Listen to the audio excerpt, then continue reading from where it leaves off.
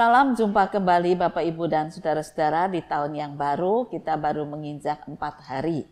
Dan tentu saja masih diwarnai dengan suasana capek, ya, suasana gembira, habis berjumpa dengan keluarga, kerabat, teman lama. Mungkin ada yang reuni, mungkin ada yang berjumpa dengan keluarga dekat atau keluarga jauh.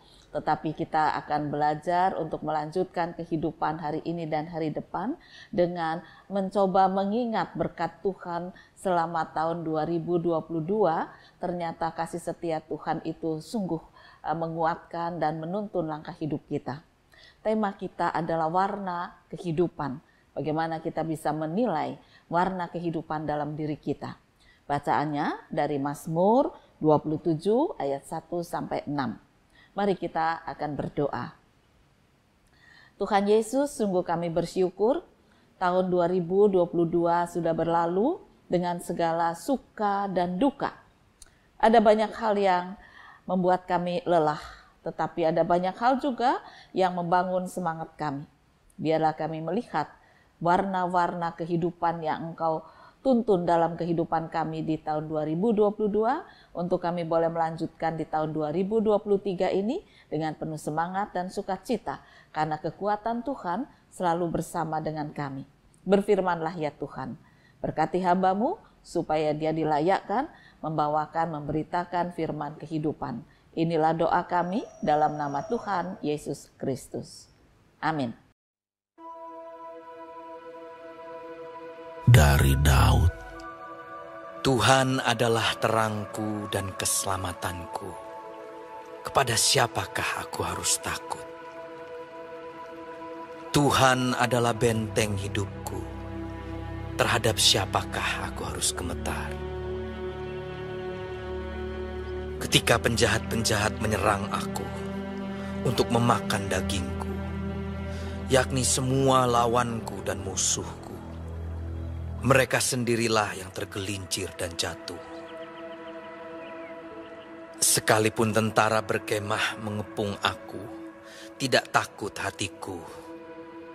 Sekalipun timbul peperangan melawan aku, dalam hal itu pun aku tetap percaya. Satu hal telah ku minta kepada Tuhan, itulah yang ku ingini. Diam di rumah Tuhan seumur hidupku, menyaksikan kemurahan Tuhan dan menikmati baitnya. Sebab Ia melindungi aku dalam pondoknya pada waktu bahaya. Ia menyembunyikan aku dalam persembunyian di kemahnya. Ia mengangkat aku ke atas gunung batu. Maka sekarang tegaklah kepalaku, mengatasi musuhku sekeliling aku. Dalam kemahnya aku mau mempersembahkan korban dengan sorak-sorai. Aku mau menyanyi dan bermazmur bagi Tuhan. Bapak, Ibu, dan saudara-saudara, saya pernah melihat bunga mawar. Ya, bunga mawar itu bagus ya, cantik ya. Nah, ada yang warnanya itu satu warna, macam-macam ya. Tapi ada juga yang 2 atau 3 warna. Nah, ketika saya perhatikan, saya coba saja yang 2 warna ya. Sama-sama misalnya warna orange. Tetapi warna orange itu ada yang orange tua, ada juga yang muda. Nah, dalam satu helai lembaran bunga mawar itu bisa terjadi di atasnya muda tapi di bawahnya tua. Atau sebaliknya ya, yang bawah itu muda, yang atas tua. Dan kemudian ada juga satu lingkaran yang sebagian besar itu orange-nya muda, tapi kemudian ditutup dengan orange yang tua. Jadi kalau sekilas pandang, kita memang tidak bisa menata warna, namun sangat indah dan sangat bagus. Ya. Jadi kalau kita lihat, wah ini luar biasa. Yang menata warna, dan itu tentu saja Tuhan. Ya, bagaimana dalam satu helai bunga mawar itu ada 2 warna. Tapi helai yang lain 1 warna. Bisa muda semua, bisa tua semua. Dan kemudian dirangkai dalam satu kuntum dengan jalinan warna yang sangat indah. Nah, ketika saya melihat bunga mawar ini, kemudian saya berpikir inilah warna-warna kehidupan. Di dalam kehidupan kita itu ada saat menjadi lemah, tetapi ada saat menjadi kuat. Dan itu yang terjadi di tahun 2022. Bagaimana Tuhan sudah menuntun kehidupan kita, ada yang lemah, entah itu ekonomi, entah itu sakit, entah itu goncang dalam rumah tangga, entah itu tidak ada pekerjaan, entah itu harapan punya jodoh, entah itu harapan punya cucu, atau apapun. Tetapi pergumulan itu bisa tiba-tiba menjadi lemah, namun bisa menjadi kuat lagi. Lalu warna-warna kelemahan itu kemudian ditutup oleh warna-warna yang kuat di dalam kehidupan yang penuh dengan sukacita, keberhasilan, dan harapan-harapan baru. Mungkin di antara Anda ada yang bilang, aduh saya banyak lemahnya nih warnanya tahun lalu, jadi nggak terlalu bagus, jadi dominan lemah. Tetapi walaupun mungkin warna kehidupan kita ini dominan lemah, artinya ada banyak problem yang belum terselesaikan, namun ada warna-warna kuat yang menutup segala kelemahan itu. Dan itu menjadi sangat indah. Ada lemah tetap ada kuat. Dan tidak dibiarkan kita itu menjadi mengalami kelemahan terus-menerus. Beda dengan warna bunga yang satu warna ya. Saya tidak membicarakan warna bunga yang satu warna, tetapi ini justru yang 2 warna. Ya, ada warna yang lembut, ada warna yang lebih kuat. Nah, itulah pelajaran yang kita bisa ambil dari kehidupan yang Tuhan pimpinkan selama tahun 2022. Sebagaimana firman Tuhan mengatakan,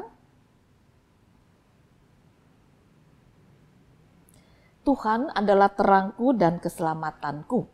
Kepada siapakah aku harus takut? Tuhan adalah benteng hidupku. Terhadap siapakah aku harus gemetar? Dan kemudian saya lanjutkan ayatnya yang keempat. 1 hal telah kuminta kepada Tuhan, itu yang kuingini.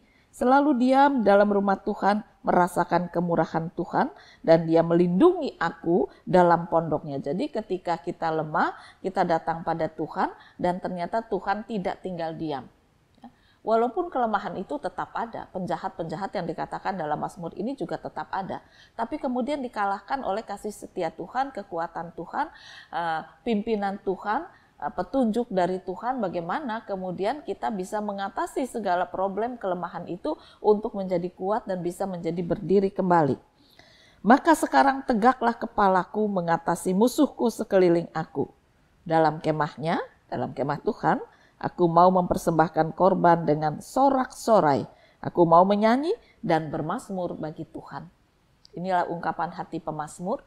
Dia tahu dia juga banyak pergumulan, dia tahu dia banyak musuh, dia tahu dia banyak kelemahan, dia tahu dia banyak kekurangan. Tetapi ketika dia bersandar kepada Tuhan, seperti yang diungkapkan di dalam ayat yang 1 tadi, Tuhan adalah terangku dan keselamatanku. Pada siapa aku harus takut?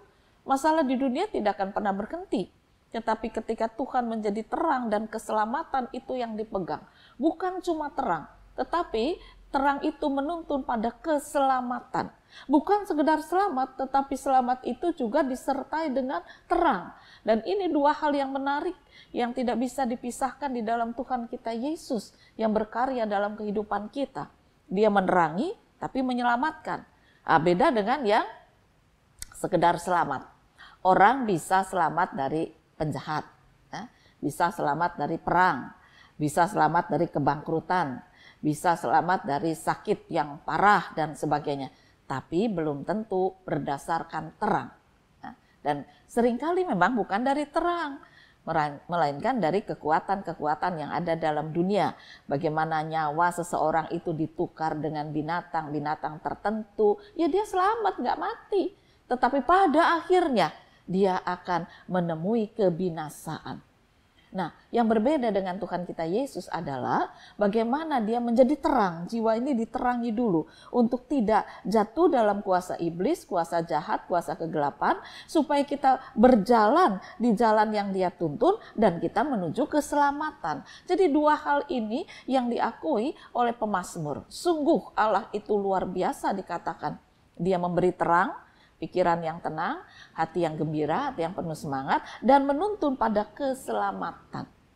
Maka dikatakan oleh pemazmur, aku suka diam dalam bait Allah, karena disitulah aku mendapatkan terang. Tetapi aku juga disembunyikan dalam kemahnya, supaya aku selamat. Ya, jadi dua hal ini terus dikatakan oleh pemazmur, bahwa ketika seseorang mengandalkan diri pada pertolongan Tuhan kita Yesus, maka yang dikerjakan oleh Tuhan kita adalah sebagai terang yang menyelamatkan, bukan sekedar selamat.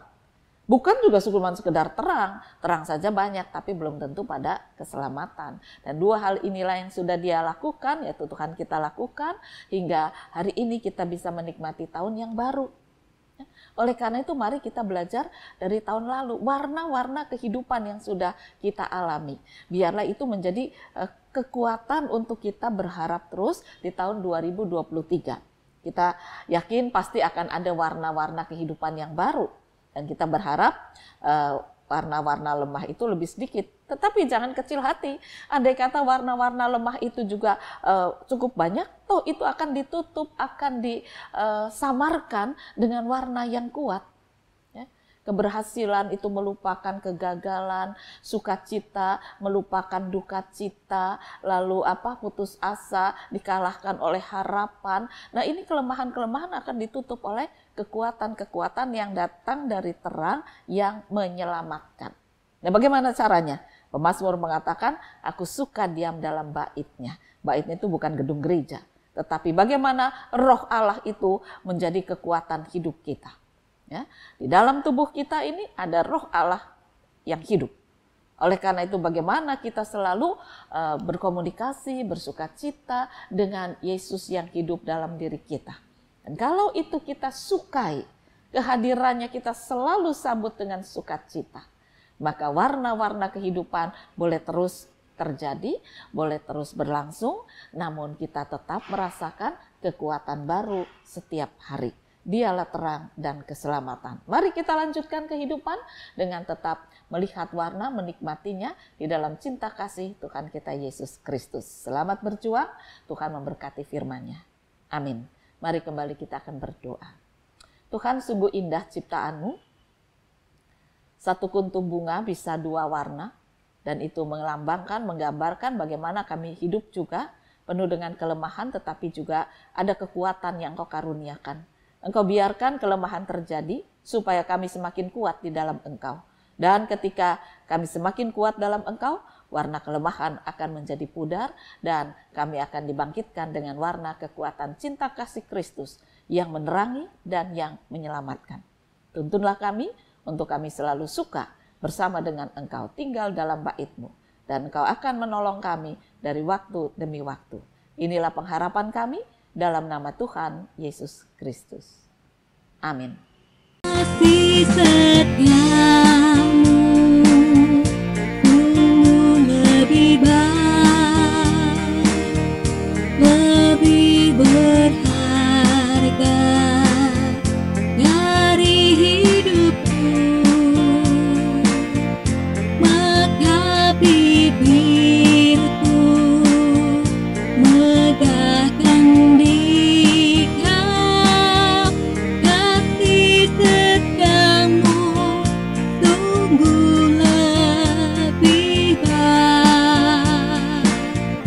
Seumur hidup ku puji Engkau, menaikkan doa dalam nama-Mu. Kasih